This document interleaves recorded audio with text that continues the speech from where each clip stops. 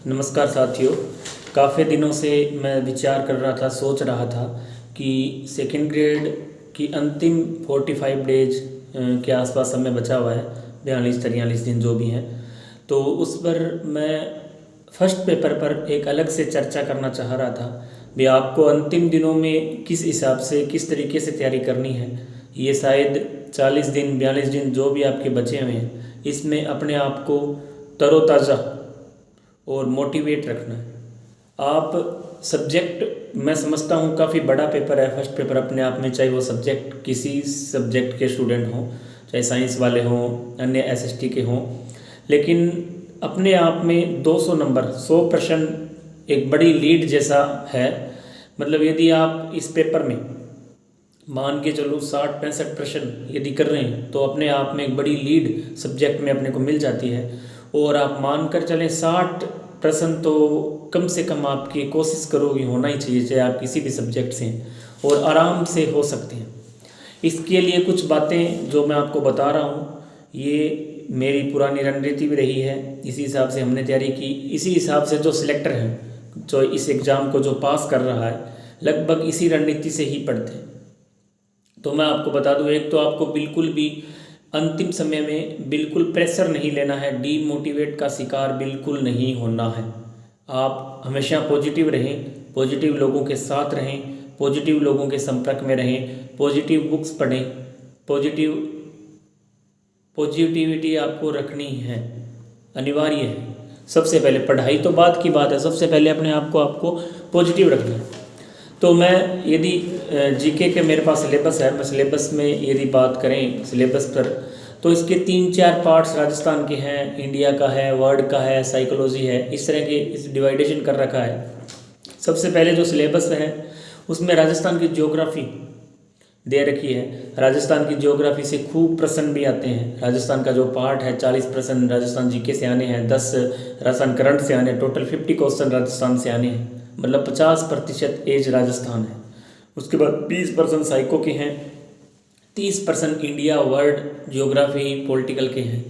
तो आप पहले जो अपना मेन फोकस, मेन टारगेट 50 प्रश्नों पर आप रखें। मैं यही कहना चाहूँगा 50 प्रश्न को आप अच्छे से समेट लें, ताकि आपको ज़्यादा दिक्कत न आए, बड़ी बाधा का सामना आपको नहीं करना पड़ेगा। यदि आप इन 50 प्रश्नों पर कंट्रोल कर लेते हैं तो मेरा मानना है कि आने वाली जो भर्ती सेकंड ग्रेड का एग्ज़ाम है 9 दिसंबर में, उसमें आपको ज़्यादा मशक्क़त नहीं करनी पड़ेगी। कारण यदि अपने 50% टारगेट यदि अपने अचीव कर लेते हैं तो आप अपने आप में वैसे ही अपने पॉजिटिव एनर्जी आ जाती है। अभी 50% हमारा हो गया तो 20% करना है वो आप आराम से कर लोगे। यदि आप सबसे पहले कारण है इसका, जो 50% राजस्थान जीके से पूछे जाने हैं, ये राजस्थान ज्योग्राफी है, राजस्थान हिस्ट्री है, राजस्थान कल्चर है, राजस्थान की पॉलिटिकल है, इस तरह के प्रश्न 10 राजस्थान के करंट अफेयर्स के प्रश्न हैं। तो इसका अब अंतिम दिनों में आपने खूब मेहनत की है पूरे साल, कोई 6 महीने से, कोई 8 महीने से, कोई 1 साल से लगा हुआ है। कुछ लोग पिछले एग्ज़ाम में कुछ कम मार्क्स से रह गए थे, वो बेचारे जब से लगे हुए हैं। तो मैं ये आपको कहना चाहूँगा कि जो बचे हुए 40-42 दिन हैं उसमें आप सब्जेक्ट वाइज पढ़ने का प्रयास करें, पूरा टॉपिक पढ़ने का प्रयास करें। जैसे ज्योग्राफी है तो आप एक टारगेट रखें भी हमें 3-4 दिन में पूरी ज्योग्राफी, क्योंकि टॉपिक वाइज हमने खूब पढ़ लिया और पढ़ा भी है। तो आप पीछे 4-5-6 दिन जो भी हैं लगे ज्योग्राफी को पढ़ें, उसके बाद 5-6 दिन बीच में कल्चर को दें, 5-6 दिन फिर वापस हिस्ट्री को दें, और वापस इनका पूरे एक साथ रिवीजन भी करें। क्योंकि जो चीज़ें शॉर्ट नोट्स मैंने आपको पहले भी बताया था भाई, आप पढ़ते टाइम शॉर्ट नोट्स ज़रूर बनाएं। मुझे पता है बड़ी पेनोरमा की बुक, बड़ी लक्ष्य की बुक, काफ़ी बड़ी बड़ी बुकें हैं, इनका यदि आप अंतिम समय में 2-3 दिन रहते हैं, 4 दिन रहते हैं, उस टाइम अपने को रिवीजन करना हो तो इसका आपको एक लगभग 50 रुपये की कॉपी आपके पास, उसमें शॉर्ट नोट्स होने चाहिए आपके टॉपिक वाइज। जैसे राजस्थान ज्योग्राफी है, उसमें हमें पता है जनगणना से कहाँ से प्रश्न पूछ रहा है अगला, पीछे के एग्जाम के प्रश्न जब आपने हल किए हैं, हम फालतू का कचरा उसमें लिख के रखते हैं, उसको आप बिल्कुल हटा दें। लास्ट टाइम में आप केवल और केवल जो मेन फोकस ओनली फॉर उस पर करें जो एग्जामिनर प्रश्न जहाँ से उठा रहा है। अब हमें सिलेबस में दे रखा है जनसंख्या वृद्धि, literacy, sex ratio, only for son, इतने 3 नाम दे रखे हैं और अपने फालतू की चीज़ें उसमें पढ़ते रहते हैं। सिलेबस का मैंने आपको इसीलिए बताया था कि आपको सिलेबस हमेशा अपने पास रखना है ताकि आपको पता हो एग्ज़ाम की अप्रोच क्या है, किस एग्ज़ाम में, इसीलिए हर एग्ज़ाम का अलग अलग पैटर्न, अलग अलग पेपर का लेवल अलग, सब कुछ अलग होता है। उसका सिलेबस अलग होने का एक ही रीज़न है, हर एग्ज़ाम का अपनी अप्रोच अलग होती है। तो आपको अपनी एग्ज़ाम की अप्रोच पता होनी चाहिए, एग्जामिनर कहाँ से प्रश्न उठा रहा है। यदि नहीं पता है तो मैं आज आपको शॉर्ट में बता रहा हूँ, अंतिम, ये बिल्कुल आप अंतिम रणनीति मानकर चलें। इसमें देखो, सबसे पहले जो भौतिक प्रदेश है, राजस्थान का परिचय और पहला टॉपिक है भौतिक प्रदेश। इसमें आपको हर बार अरावली पर्वतमाला से एक प्रश्न, लगभग पूर्वी मैदान और दक्षिण पूर्वी मैदान से एक प्रश्न, लगभग 3 से 4 प्रश्न यहाँ से हर बार एग्जामिनर पूछता है। हर बार पूरे टॉपिक में से 3 से 4 प्रश्न हर बार पूछे जा रहे हैं। आपको पता चाहे सेकंड ग्रेड ही नहीं, अन्य एग्जाम में भी इसी तरह का रहता है, क्योंकि सभी एग्जाम में ये है। इसका वेटेज लगभग 3 से 4 प्रश्न का है। इसके बाद नेक्स्ट टॉपिक है जलवायु। वहाँ से आपको सीधा सीधा प्रश्न कोपेन टीवार्थ का जो वर्गीकरण है, तीनों वर्गीकरण आपको ध्यान रखने हैं, कौन सा जिला किस वर्गीकरण के तहत आता है, सिंपल प्रश्न पूछा जाना है। उसके बाद है ड्रेनेज, जहाँ नदियों का जो तंत्र है, नदी तंत्र है, नदियाँ हैं, अरब सागर में कौन सी है, बंगाल की खाड़ी में कौन सी है, अंतः प्रवाह की कौन सी है। उनमें सबसे सीधा प्रश्न आता है, पहला तो बंगाल की खाड़ी में गिरती है या अरब सागर में या अंतः प्रवाह की, 1 नंबर प्रश्न। 2 नंबर में आपसे पूछेगा किसकी सहायक नदी है। 3 नंबर में उसका उद्गम स्थल पूछा जा सकता है। इस तरह के इससे 3 प्रकार के प्रश्न बन रहे हैं, तो आप आसानी से इसको कर सकते हैं। यहाँ से भी लगभग 1 प्रश्न कन्फर्म पूछा जाना है। एग्रीकल्चर इम्पोर्टेंट टॉपिक है। कृषि में पढ़ने को बहुत कुछ है, काफ़ी बड़ा टॉपिक है, बहुत कुछ है पढ़ने को, लेकिन आपको पहले ये देखना है पीछे के प्रश्न कहाँ तक एग्जामिनर इसको पूछ रहे हैं, तो आप उसको उसी हिसाब से पढ़ेंगे। ज़्यादा इसको आपको मतलब हर लेवल में नहीं पढ़ना है, ओनली एग्ज़ाम अप्रोच के हिसाब से मैं आपको बता रहा हूँ, एग्ज़ाम अप्रोच अपनी क्या कह रही है उसके हिसाब से अपने पढ़े। तो जलवायु प्रदेश जो है इंपॉर्टेंट है, 10 जलवायु खंडों में बांटा है, कौन सा किस जिले में है, सबसे इंपॉर्टेंट है कृषि का टॉपिक। उसके बाद फसलों के जो प्रकार है, सिंपली किस तरह की जो फसलें हैं, रबी में कौन सी है, खरीफ में कौन सी है। इसके अलावा इनका करंट डाटा आपको ध्यान रखना है, हाल ही में किस जिले में सबसे ज़्यादा उत्पादन हुआ है, और ऑल ओवर अनाज का जो उत्पादन है उसका भी आपको करंट रेशियो याद रखना है। इस तरह के सिंपल प्रश्न यहाँ से पूछे जाते हैं, कोई ज़्यादा हाई फाई प्रश्न यहाँ से नहीं आता है। एक यहाँ से चावल मक्का की जो किस्में हैं, हर बार एग्जाम में काफ़ी बार पूछी गई है, उसको भी आपको अच्छे से करना है। इसके बाद population, very important topic population, जहाँ से 3 टॉपिक मैंने आपको बताए हैं, ग्रोथ जनसंख्या वृद्धि है, लिंगा अनुपात है, साक्षरता है। ये तीनों टॉपिक बहुत इंपॉर्टेंट है, हर बार प्रश्न आता है। महिला साक्षरता को आपको खास ध्यान रखना है। इसके अलावा यदि आप लिटरेसी की बात करें, लिटरेसी में लिंगानुपात की यदि बात करें तो लिंगानुपात में आपको सबसे ज़्यादा फोकस करना है। 0 से 6 का जो लिंगानुपात है वहाँ से भी खूब प्रश्न पूछे जा रहे हैं। इसके अलावा ग्रामीण लिंगानुपात, सबसे ज़्यादा ग्रामीण साक्षरता और एक महिला साक्षरता, ये प्रश्न सबसे ज़्यादा एग्जामिनर पूछ रहा है, तो वो आपको फोकस रखना है। बाकी मैं शॉर्ट में आपको बता रहा हूँ, लेकिन लगभग प्रश्न यहीं से आना है। Industries and major tourist centre, ये दोनों ही करंट बेस्ड टॉपिक है। इंडस्ट्रीज मतलब उद्योग से करंट बेस्ड प्रश्न खूब आते हैं। हाल ही में ये समिट कहाँ आयोजित की गई है, कोई नया केंद्र, नया औद्योगिक क्षेत्र जहाँ विकसित होता है, तो वहाँ से लगभग प्रश्न पूछ लिए जाते हैं, करंट बेस्ड प्रश्न। यही पर्यटन का है, लगभग 101% प्रश्न करंट का रहता है इसमें से, और करंट दोनों से ही करंट रिलेटेड प्रश्न पूछे जाते हैं, तो आप इनको भी अच्छे से तैयार करना है। तो ज्योग्राफी से ऐसे मान के चलो, आप जो 40 प्रश्न आ रहे हैं, कला, संस्कृति, हिस्ट्री और ज्योग्राफी, वहाँ से आप 12-13 प्रश्न का वेटेज, 15 प्रश्न के आसपास का वेटेज आप मान के चलो ज्योग्राफी से, ज़्यादा नहीं तो 15 प्रश्न, तो आपको अच्छे से करना है इसको। इसके बाद है कला एंड संस्कृति, हिस्ट्री। पहले हिस्ट्री को देखते हैं। हिस्ट्री में गुर्जर प्रतिहार 101% 2 प्रश्न देके जाएगा, सीधा सीधा अभिलेख पूछ लेता है, या किसी शासक का नाम, अन्य नाम, उसकी रचना वगैरह, शासक का कार्यकाल कहाँ से कहाँ तक, वैसे सन में नहीं पूछेगा लेकिन वो पूछ लेगा भी किसके समक्ष रहे, इनके कार्यकाल में कौन भारत आए, इस तरह के प्रश्न यहाँ से आते हैं। गुर्जर प्रतिहार से 1 प्रश्न देकर जाएगा 101%। चौहान से 1 प्रश्न लगभग आता है, अजमेर के चौहान हैं, जो पृथ्वीराज चौहान इंपॉर्टेंट है, इनमें लगभग पूछ लेते हैं, पृथ्वीराज चौहान से खूब प्रश्न बनते हैं।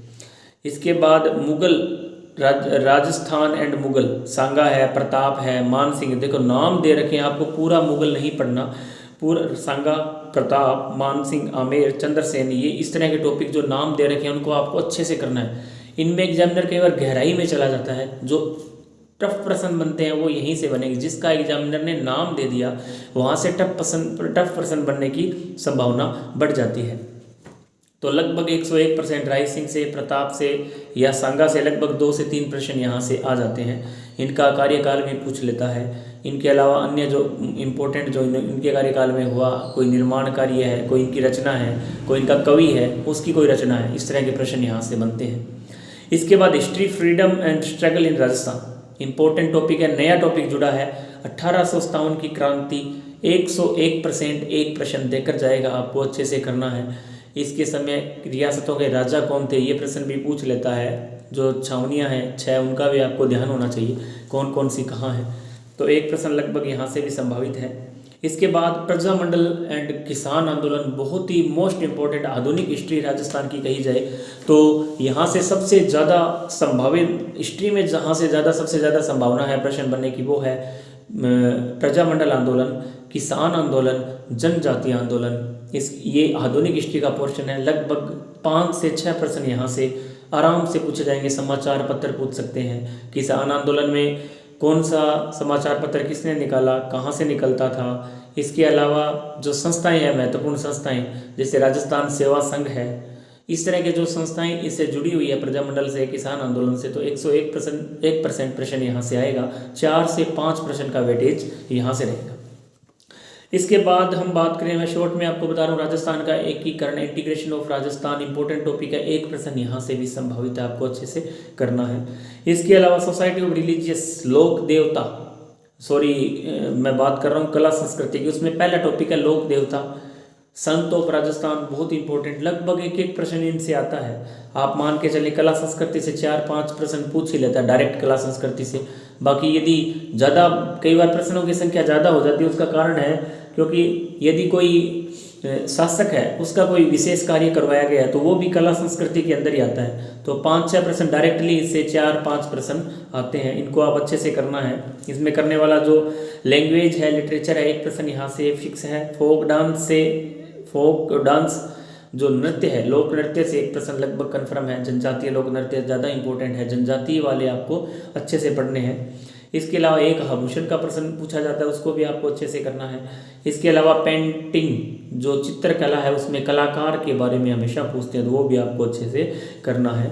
तो ये शॉर्टली मैंने लगभग आपको राजस्थान कला संस्कृति, हिस्ट्री और ज्योग्राफी के बारे में बताया है। इसके बाद आपका जो पोर्शन दे रखा है वो है राजस्थान की पोल साइंस, जिसको राजस्थान की राजनीतिक व्यवस्था बोलते हैं। इसमें 3-4 टॉपिक दे रखे हैं। सबसे इम्पोर्टेंट टॉपिक है गवर्नर, राज्यपाल से लगभग एक प्रश्न संभावित है। राज्यपाल, राष्ट्रपति शासन वगैरह के इंपॉर्टेंट प्रश्न, किस टाइम में कौन मुख्यमंत्री था, एक प्रश्न मुख्यमंत्री से पूछ लिया जाता है, किस समय मुख्यमंत्री थे, इनका कार्यकाल कब से कब रहा, या इससे रिलेटेड राज्यपाल से इनकी तुलना पूछ लेता है। इसके अलावा चीफ सेक्रेटरी, बहुत ही 101% यहाँ से प्रश्न आना है, एक प्रश्न यहाँ से इम्पोर्टेंट है।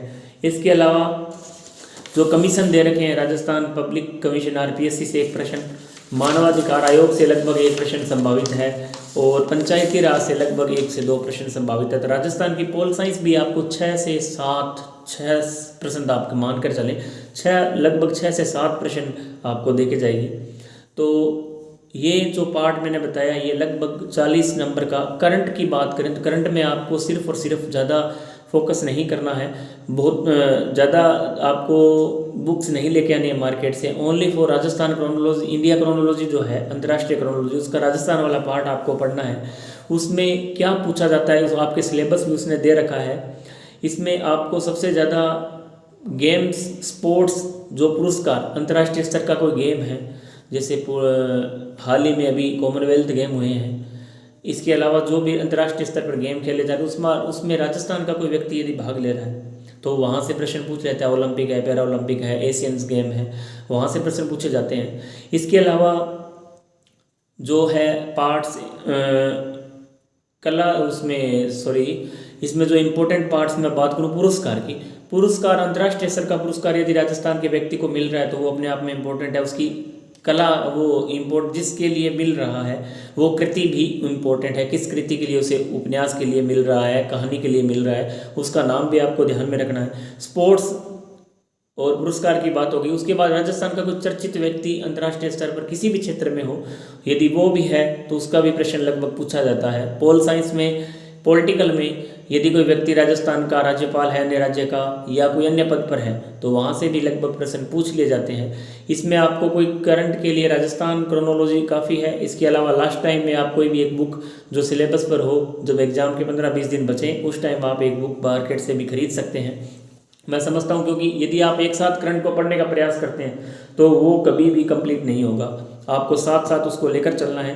अभी टाइम है अपने पास 40-42 दिन, तो आप 1 घंटा डेली कोशिश करें करंट को भी दें यदि आपने पहले नहीं पढ़ रखा है, और आप यदि साथ लेकर चल रहे हैं तो कोई दिक्कत वाली बात नहीं है। ऐसा ना हो कहीं आप लास्ट टाइम में एकदम जागे और भैया हम करंट पढ़ लेंगे, तो ऐसा कतई नहीं है। करंट बिल्कुल आप एक साथ पढ़ने का प्रयास, क्योंकि लास्ट टाइम में हमें सब्जेक्ट्स का रिवीजन भी करना होता है, तो अपने यदि इतनी बड़ी पोथी करंट की ले आते हैं तो वो लास्ट में मुझे पता है नहीं निकल पाती है। आप साथ साथ उसको पढ़ें। अब बात मैं साइकोलॉजी की कर रहा हूँ। साइकोलॉजी के जो 20 प्रश्न आ रहे हैं लगभग सेकंड ग्रेड की जो साइको बहुत ईजी पूछी जाती है। आप मान के चलें नॉर्मल यदि आप पढ़ के जा रहे हैं, वंदना मैडम की बुक है या अन्य कोई सोर्स से आप पढ़ रहे हैं, तो आप लगभग 17, 18, 19, 20 तक प्रश्न कर लेते हैं आराम से। 17 से लेकर 20 तक के प्रश्न रहते हैं यदि आपने ठीक ठाक साइको पढ़ी है। और इसमें आप ऑब्जेक्टिव निकालें। देखो एग्जाम में जो प्रश्न काफ़ी बन चुके हैं, फर्स्ट ग्रेड के इतने एग्जाम हो गए, सेकंड ग्रेड के हो गए, तो लगभग वही प्रश्न घुमा फिरा के वहीं से आता है। नया प्रश्न ज़्यादा संभावना नहीं रहती है सेकंड ग्रेड में। तो आप पीछे के प्रश्न सोल्व करें, जितने भी आज तक एग्जाम हुए उनकी बुक भी मार्केट में आती है उनसे लें और उनको आप अच्छे से हल करें। टॉपिक वाइज दिशा वगैरह की बुक्स हैं, काफ़ी बुकें हैं, तो उनसे आप अच्छे से कर सकते हैं। तो ये आपके 16-17 नंबर कन्फर्म है, नंबर नहीं प्रश्न, नंबर तो डबल हो जाएंगे, 34-35 नंबर आपके साइकोलॉजी में आराम से बैठ सकते हैं यदि नॉर्मल भी आप पढ़ रहे हैं। इसके अलावा मैं बात करूं अब इंडिया, वर्ल्ड और ज्योग्राफी का, सबसे ज़्यादा डरावना जिसको बोलते हैं, बच्चे भी खूब पूछते हैं सर इसमें हमें क्या पढ़ना चाहिए। तो मैं बता दूं आपको, इसमें पोल साइंस का एक बड़ा महत्व है। पोल साइंस पॉलिटिकल का जो 30 प्रश्न आने हैं उनमें आप मानकर चलें 15 से लेकर 16, 17, 18 प्रश्न तक पॉलिटिकल के प्रश्न पूछे जा रहे हैं। पिछली बार ज्योग्राफी के प्रश्न ज़्यादा पूछे गए, लेकिन हर बार लगभग पॉलिटिकल के ही पूछे जाते हैं। अन्य एग्जाम में भी मैंने देखे आरपीएससी के पॉलिटिकल के खूब प्रश्न पूछे जा रहे हैं। तो उसमें आप पॉलिटिकल को थोड़ा मजबूत रखें। अब पॉलिटिकल में 1919, 1935 का अधिनियम है, लगभग 101% 2 प्रश्न यहाँ से आने हैं। इसके अलावा मूल अधिकार, नीति निर्देशक तत्व है और मूल कर्तव्य, उनमें से लगभग 2 से 3 प्रश्न आने हैं। और उनके उस टाइम में जो प्रचलित मुद्दे हैं उनको लेकर, और इसके अलावा जो वाद विवाद दे रखे हैं, गोलकनाथ है, अन्य जो भी है, केशवानंद भारती बनाम है, उनसे संबंधित सज्जन सिंह है, ये जो विवाद दे रखे हैं उनसे भी लगभग 1 प्रश्न पूछा जाता है, जो सभी मूल अधिकार, नीति निर्देशक तत्व अन्य से संबंधित हैं। राष्ट्रपति से लगभग 1 प्रश्न संभावित, उसकी जो शक्तियां हैं, इंपॉर्टेंट अनुच्छेद भी खूब पूछे जा रहे हैं राष्ट्रपति के, वो भी इंपॉर्टेंट है। इसके अलावा पोल साइंस में जो बात है, पॉलिटिकल पार्टी से करंट का प्रश्न कई बार पूछ लिया जाता है। इसके अलावा जो पोल साइंस है उसमें लगभग यही प्रश्न यहाँ से संभावना है, तो मान के चलो आप 12, 13, 14 प्रश्न तक पोल साइंस में पूछे जाएंगे। तो वर्ल्ड की ज्योग्राफी की बात की जाए तो आप वर्ल्ड ज्योग्राफी के अंदर पवन अच्छे से कर लें, यूएनओ अच्छे से कर लें, महासागर है वहाँ से भी लगभग 1 प्रश्न, महाद्वीप की चोटियाँ जो हैं वो इम्पोर्टेंट है। इस तरह के ऊपर से ही प्रश्न पूछे जाते हैं, कोई ज़्यादा गहराई से एग्जामिनर ज्योग्राफी में नहीं जाता है। इंडिया ज्योग्राफी की जो इंडिया ज्योग्राफी है उसमें से लगभग 3, 4, 5 प्रश्न तक पूछे जा सकते हैं। जैसे पहला भौतिक प्रदेश है, वहाँ से 1 प्रश्न, नदी सिस्टम है, वहाँ से लगभग 1 प्रश्न, 1 प्रश्न उद्योग है, जो सन वगैरह है, उद्योग में इंपॉर्टेंट किसका योगदान है, कौन सी मिल कब स्थापित की गई, किसके सहयोग से स्थापित की, उद्योग से लगभग 1 प्रश्न पूछा जाता है। और अब की बार जो कुछ टॉपिक वनस्पति वगैरह नए जुड़े हैं वहाँ से भी लगभग ऊपर से, ज़्यादा नहीं, आपको गहराई से अध्ययन नहीं करना है, नॉर्मली पढ़ना है। गहराई से यदि आप पढ़ रहे हैं तो पॉलिटिकल पढ़ें, ताकि प्रश्न भी ज़्यादा सही होंगे और संभावना भी सबसे ज़्यादा प्रश्नों की वहीं से रहती है। तो ये मैंने आपको मोटा मोटी पूरे सिलेबस का एक बार रिवीजन करवाया है। इस तरह के प्रश्न, और एक आप सबसे ज़्यादा जो हमारी कमी है, हम थ्योरी खूब पढ़ लेते हैं लेकिन हम ऑब्जेक्टिव नहीं निकालते। तो आप कोशिश करें किसी भी बुक से आप ऑब्जेक्टिव निकालें टॉपिक वाइज, ताकि आपको ज्ञान हो, पता हो भी इस टॉपिक से इस तरह के प्रश्न, इस एग्ज़ाम की ये डिमांड है, इस तरह के प्रश्न ये एग्ज़ाम में पूछे जा रहे हैं। तो इसका एक अलग इफेक्ट होता है। अपने थ्योरी पढ़ लेते हैं, प्रश्न एग्ज़ाम में अपने सही नहीं हो पाते हैं। और अंतिम बात मैं बता रहा हूँ आपको एक बार पुनः, पे आप टेस्ट जरूर दें, चाहे आप कहीं भी दे रहे हैं, उससे आप आंकलन उसका नंबरों से नेगेटिविटी न रखें भी मेरे नंबर कम आ रहे हैं या मेरी रैंक कितनी आई, उसका ध्यान में न रखते हुए आप कॉमन टेस्ट दें। उससे आपका फ़ायदा है, आपकी इक्वेरेसी जो सही करने की क्षमता है वो आपकी बढ़ेगी, आप नेगेटिव मार्किंग से बचेंगे। सबसे इम्पोर्टेंट पार्ट वही है, उसका सबसे बड़ा इफेक्ट है, जो सबसे बड़ा इम्पोर्टेंस है, सबसे बड़ा फ़ायदा है आपका कि आप इक्वेरेसी, आपकी जो सही करने की क्षमता है उसमें बढ़ावा मिलेगा, आपको बढ़ेगी। क्योंकि हम हर बार नेगेटिव करते हैं। सबसे मेन कारण जो सिलेक्शन न होने का जो मेन मुद्दा है वो यही है कि नेगेटिव अपने ज़्यादा हो जाते हैं और अपने प्रश्न बहुत ज़्यादा कर जाते हैं। आप जब भी एग्ज़ाम हॉल में बैठें तो आपने पूरे साल तैयारी की है, आपको पता होता है भी किस टॉपिक से आपको कितना आ रहा है, या पेपर सामने आते तो आपको पता चल जाना चाहिए भाई ये मेरे को प्रश्न आ रहा है, ये नहीं आ रहा है। और लेवल, एग्ज़ाम के लेवल के हिसाब से ही आप प्रश्न को अटैम्प्ट करें। आपको लग रहा है बहुत ज़्यादा टफ है तो आप उसी हिसाब से अटैम्प्ट करें, आपको लग रहा है बहुत ज़्यादा ईजी है तो उसको उसी हिसाब से अटैम्प्ट करना है। फिर भी आप बिल्कुल तुक्के जो कहें वो बिल्कुल न मारें, इसमें तुक्के बिल्कुल भी आपको नहीं लगाने हैं। तुक्के लगाना आप मान कर चलें, आप बिल्कुल कंपटीशन से बाहर होंगे, ये कन्फर्म मान कर चलें, आप कंपटीशन से बाहर होंगे। आपको जितने प्रश्न आ रहे हैं, चाहे आपको 40 आ रहे हैं, 50 आ रहे हैं, आप उतने ही करें। हो सकता है, ज़रूरी नहीं है एग्ज़ाम का लेवल टफ हो तो 50 ही आते हों, ईजी हो तो 60 तक पहुंच जाते हैं, 65 तक, 70 तक पहुंच जाते हैं। तो आपको एग्ज़ाम की पेपर की पूरी उसी हिसाब से रणनीति से हल करना है। एग्ज़ाम में प्रश्न आपको आते हैं लेकिन हमारी जो रणनीति है वो एक शानदार होनी चाहिए, ताकि हमें आगे सब्जेक्ट में दिक्कत ना आए। कोशिश करें, जो काफ़ी स्टूडेंट हैं अन्य सब्जेक्ट, कुछ सब्जेक्ट हार्ड भी हैं, कुछ इजी हैं, कुछ लोग सब्जेक्ट में कवर कर लेते हैं, कुछ जीके में। तो जीके का एवरेज लगभग आप मान कर चलें 60 प्रश्न आपको सही करने ही करने हैं, चाहे आप कैसे भी करें। 60 प्रश्न तक आप कोशिश करें, हो जाएंगे आराम से, कोई ज़्यादा बड़ी बात नहीं है 60 प्रश्न सही करना।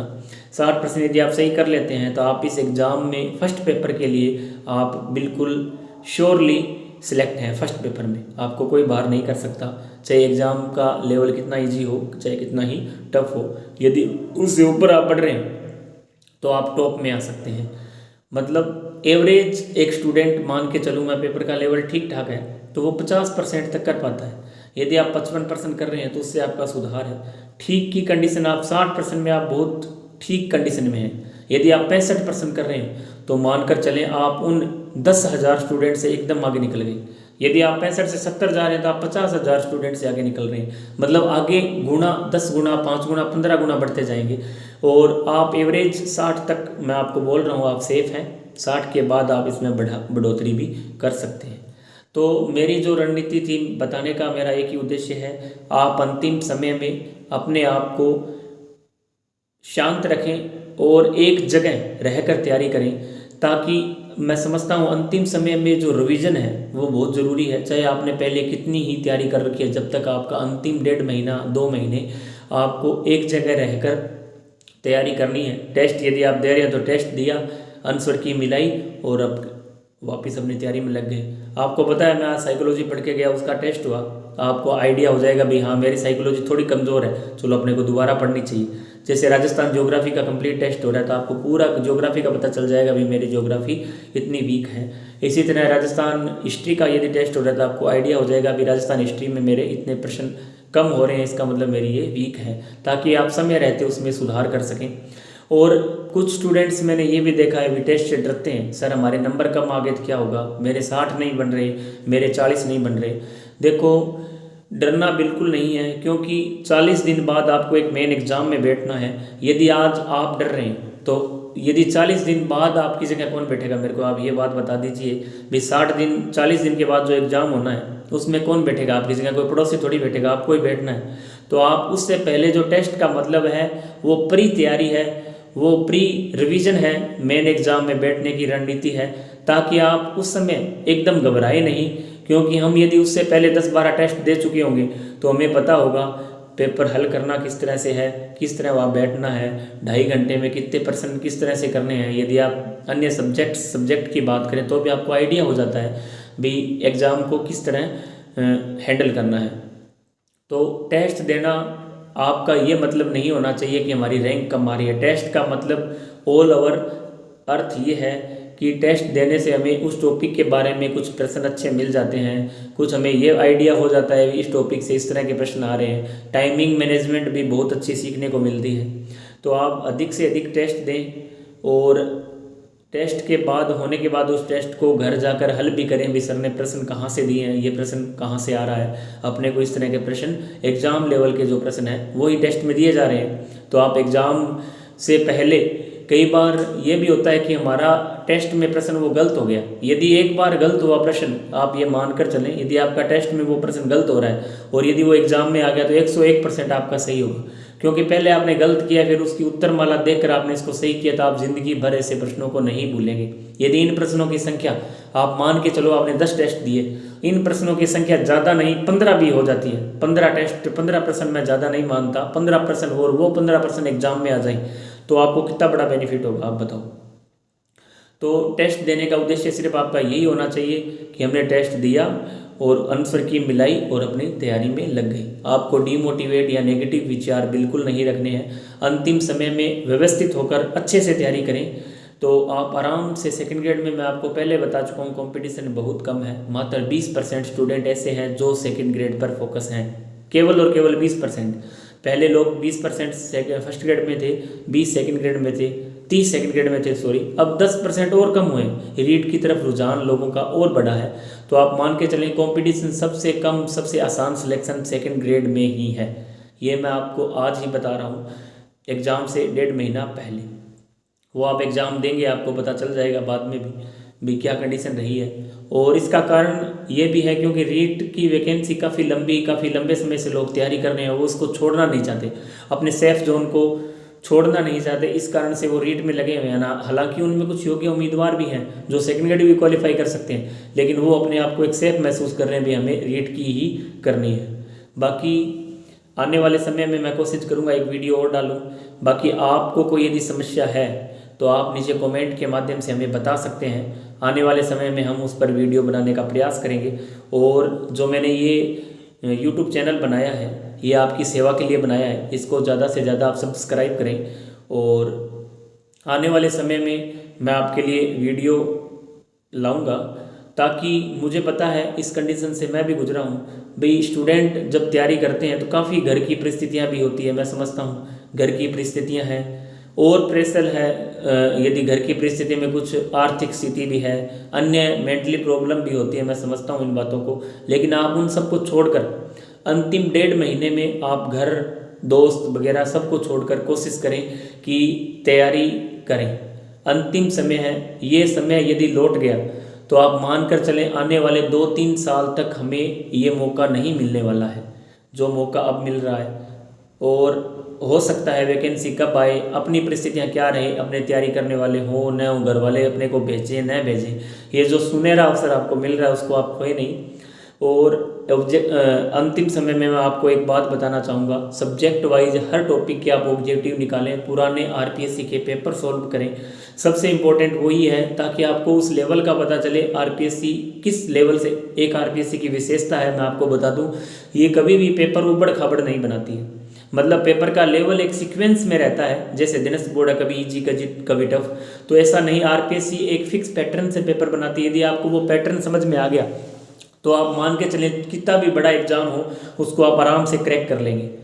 तो इस पैटर्न को जरूर समझें। पिछले पेपर आप हल करें टॉपिक वाइज, करंट पर थोड़ा ध्यान रखें। ऑनलाइन क्लास भी आप करंट की ले सकते हैं। आपको टाइम मान लो शाम को खाने का टाइम है या अन्य आपको नींद आ रही है, उस टाइम आप करंट के वीडियो देख लीजिए, तो मैं मानता हूँ काफ़ी आपकी मदद होगी। फिर भी मैं आपसे आपको अंत में एक बात बताना चाहूँगा कि आप कोशिश करें एक निश्चित टाइम टेबल के हिसाब से हर टॉपिक को पढ़ने का प्रयास करें और सिलेबस हमेशा आपके पास रखें। सिलेबस से बाहर आरपीएससी कभी भी नहीं पूछती, आप ये मानकर चलें। सिलेबस से बाहर कुछ भी नहीं आएगा। जो चीज़ सिलेबस में दे रखी है, सिलेबस से बाहर आप कुछ भी न पढ़ें। आपको एग्जाम्पल मैं बता दूं, जैसे सभ्यताओं के बारे में सिर्फ 4 नाम सभ्यता के दे रखे हैं तो वही आपको पढ़ना है। अधिनियम 1919 और 1935 दे रखा है तो संवैधानिक विकास आपको पूरा कभी भी नहीं पढ़ना है। पूरा मेवाड़ आपको कभी नहीं पढ़ना, मेवाड़ में शासकों के नाम दे रखे हैं।